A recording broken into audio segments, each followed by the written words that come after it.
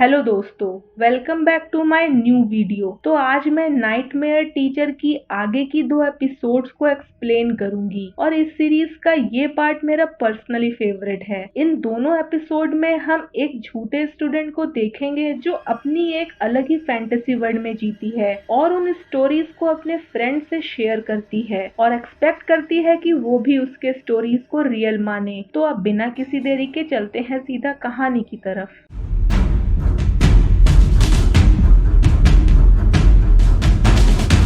हमने last video में देखा येरिम एंड सैंगवो को काउंसलिंग रूम से कॉन्ट्रैक्ट वाली फाइल मिलती है, जिसके बाद हम देखते हैं home room teacher counselling room में एंट्री करते हैं। पर तब तक येरिम एंड सैंगवो छुप चुके थे, पर हमें साफ पता चलता है टीचर के एक्सप्रेशन से कि उन्हें पता है कि वो दोनों वहाँ छुपे हुए हैं। तभी एक दूसरे टीचर आके होम रूम टीचर को वहाँ से ले जाते हैं। हमें आगे दिखाया जाता है एनसी योन नाम की लड़की अदर स्टूडेंट्स को बताती है कि कोई स्ट्रेंज आदमी उसे स्टॉक करता है। दूसरे स्टूडेंट उससे पूछते हैं उसने उस स्टॉकर का फेस नहीं देखा, जिसपे एनसीयोन बताती है कि उस टाइम काफी अंधेरा था और उस स्टॉकर ने मास्क और ब्लैक कलर की हुडी पहनी थी, इसलिए वो उसका फेस नहीं देख पाई। येरी मुझसे पूछती है कि उसके पेरेंट्स एंड बॉयफ्रेंड काफी परेशान होंगे उसके लिए, पर एनसीयोन उन्हें बताती है कि उसके फादर अपने काम की वजह से बाहर थे, उसकी माँ उसके साथ नहीं रहती और उसका बॉयफ्रेंड बोस्टन में रहता है। तभी एक लड़की कहती है लास्ट टाइम तो उसने कहा था उसका बॉयफ्रेंड न्यूयॉर्क से है और अपना झूठ सामने आते देख एनसीयोन वहाँ से चली जाती है। दूसरे स्टूडेंट्स को लगता है कि अगर एनसीयोन की लाइफ एक बुक होती तो डेफिनेटली वो बुक बेस्ट सेलर होती। यहाँ साफ पता चलता है कि एनसीयोन की स्टोरीज पर कोई बिलीव नहीं करता। थोड़ी देर बाद क्लासरूम में होम रूम टीचर सबके राइटिंग असाइनमेंट के स्कोर डिस्ट्रीब्यूट करते हैं और बेस्ट स्टोरी तो ऑब्वियसली एनसीयोन की ही होनी थी। एनसीयोन को स्टोरी राइटिंग में बेस्ट स्कोर मिला था, इसीलिए टीचर उसे उसका गिफ्ट कलेक्ट करने के लिए काउंसलिंग रूम बुलाते हैं और हम सबको पता है काउंसलिंग रूम में अब क्या होने वाला है। टीचर की नेक्स्ट टारगेट एनसीयोन काउंसलिंग रूम में पहुंचती है, जहां टीचर उसे एक डायरी देते हैं और उस पर वो चीज लिखने को कहते हैं जो उसे चाहिए। एनसीयोन अपने विश को एक स्टोरी की तरह लिखती है। वो सियोक पिल्हो नाम के किसी इमेजिनरी लड़के को अपना बॉयफ्रेंड बनाती है जो कि बॉस्टन में पढ़ता है। वो लुक वाइज बहुत ही कूल एंड मॉडल जैसा है। सियोक पिल्हो के टैलेंट में वो आर्ट एंड गिटार को ऐड करती है। जैसे ही वो राइटिंग खत्म करती है, टीचर उसे उस डायरी को वहीं छोड़कर जाने को कहता है, पर एनसीयोन कहती है ये डायरी तो उसका गिफ्ट है, पर टीचर उसे कहते हैं ये डायरी उसका गिफ्ट नहीं है। इट्स मीन्स कुछ और अनयूजुअल होने वाला है इस बार। खैर, थोड़ी देर बाद क्लासरूम में एनसीयोन को एक स्टूडेंट उसके बॉयफ्रेंड को वीडियो कॉल करने को कहती है ताकि वो उसके झूठ को पकड़ सके, और अब एनसीयोन अपने ही झूठ में फंस चुकी थी। वो काफी सारे बहाने बनाती है पर उसका एक भी बहाना काम नहीं आता।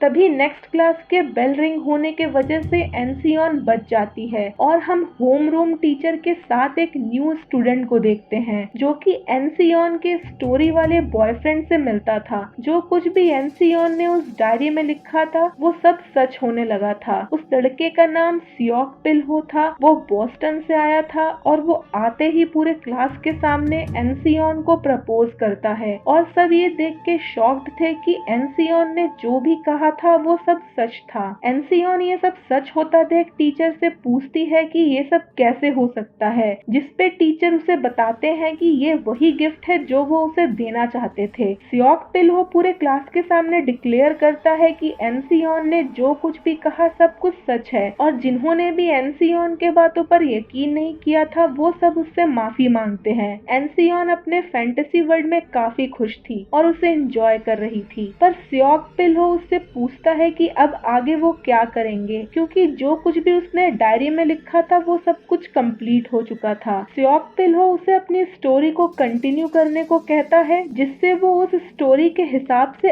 एक्ट कर सके। एनसियोन टीचर से वो डायरी मांगती है पर टीचर उसे बताते हैं कि उसका गिफ्ट बस इतना ही था कि उसके फ्रेंड्स उसके झूठी बातों पर यकीन कर ले और अब उसे स्योक पिल्हो को वापस बोस्टन भेज देना चाहिए। पर एनसियोन इसके लिए रेडी नहीं थी। टीचर उसे भी कॉन्ट्रैक्ट ऑफर करता है और डायरी के चक्कर में एनसियोन भी कॉन्ट्रैक्ट को बिना पढ़े साइन करने के लिए रेडी हो जाती है, जिसके बाद उसकी उंगली कटती है और उसके ब्लड से कॉन्ट्रैक्ट अपने आप साइन हो जाता है और हम एनसियोन को भी उस मिरर के अंदर जाते देखते हैं। टीचर एनसियोन को कुछ रूल्स डिस्क्राइब करते हैं कि वो जो भी लिखेगी वो सब सच मानेंगे, पर उसे कुछ भी अनरीजनेबल नहीं लिखना है और लिखते टाइम केयरफुल रहना है कि स्टोरी चेंज ना हो जाए। इसके बाद जो भी एनसियोन लिखती वैसा ही होता जाता, पर एक दिन वॉशरूम में एनसियोन ब्यूल पार्क को अपने पेरेंट्स के बिजनेस को लेके बात करते हुए सुन लेती है, जिसके बाद वो अपने डायरी में ब्यूल पार्क के डिसअपीयर हो जाने को मेंशन करती है, जिसके बाद ब्यूल पार्क स्कूल के छत से गिर जाती है और एनसियोन समझ चुकी थी कि ये स्योक पिल्हो का ही काम है। इसके बाद एनसियोन अपने डायरी में मेंशन करती है कि स्योक पिल्हो उसे छोड़ के अपने रास्ते चले जाए, पर स्योक पिल्हो स्कूल के रूफटॉप से सुसाइड करने पहुंच जाता है। सारे स्टूडेंट्स वहां उसे रोकते हैं। सैंगवो स्योक पिल्हो की फोटो क्लिक करता है। स्योक पिल्हो सबको बताता है उसके लाइफ में कुछ नहीं बचता अगर एनसियोन उसे छोड़ देती है तो। तभी एनसियोन आके उसे रोकने की कोशिश करती है, पर उसे बात ना मानते देख वो स्टोरी में चेंजेस करती है और स्योक पिल्हो आके उसे कहता है अब से वो दोनों मिलके स्टोरी लिखेंगे।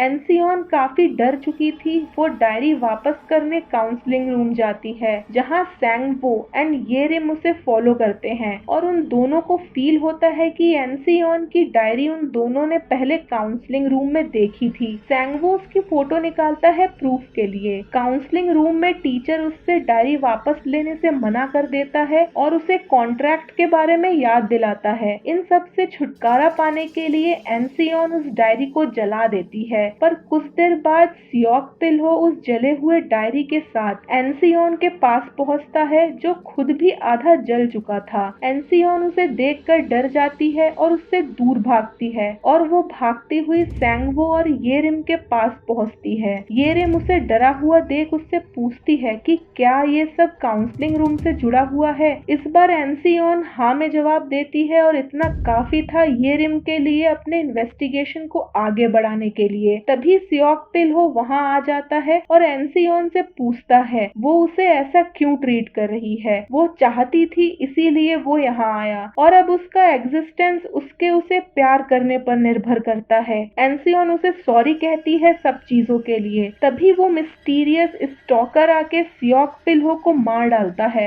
एनसियोन ये देखकर शॉक्ड रह जाती है कि उस डायरी में उसने कभी भी उस स्टॉकर को मेंशन नहीं किया था, पर वो रियल वर्ल्ड में एग्जिस्ट करता है। ये देख वो वहाँ से भागती है और उसी मिरर के पास वो स्टॉकर उसे पकड़ लेता है। सैंगवो और येरिम जो एनसियोन का पीछा कर रहे थे, वो अचानक से फील करते हैं कि वो भाग क्यों रहे थे। इसका मतलब एनसियोन के बारे में सबकी मेमोरी इरेज हो चुकी थी। नेक्स्ट मॉर्निंग येरिम उस जले हुए डायरी को पढ़ती है और अपने क्लासमेट्स के नाम उस पर देख थोड़ा वियर्ड फील करती है। उसे उस डायरी में स्योक पिल्हो का नाम दिखता है। वो सैंगवो से पूछती है क्या वो किसी स्योक पिल्हो को जानता है। सैंगवो उसे कहता है वो ये नाम पहली बार सुन रहा है। तभी सैंगवो को अपनी ली गई फोटोज में से स्योक पिल्हो की सुसाइड अटेम्प्ट वाली फोटो मिलती है। उन्हें नेम बैड से उसका नाम स्योक पिल्हो पता चलता है। वो नोटिस करते हैं ना वो किसी स्योक पिल्हो को जानते हैं ना ही कभी मिले हैं, पर इस डायरी में और फोटोज में वो कैसे आया। और हमें एनसियोन उसी मिरर में फंसी हुई दिखाई जाती है और यही एनसियोन की कहानी भी खत्म हो जाती है। आने वाली एपिसोड्स की स्टोरी लाइन और भी अच्छी है और जल्दी हम देख पाएंगे कैसे येरिम एंड सैंगवो सारे स्टूडेंट्स को उस इविल टीचर से बचाते हैं। तो आगे की स्टोरी जानने के लिए मेरे चैनल को सब्सक्राइब करें और वीडियो को लाइक करें। मिलते हैं अगले वीडियो में, तब तक के लिए बाय बाय।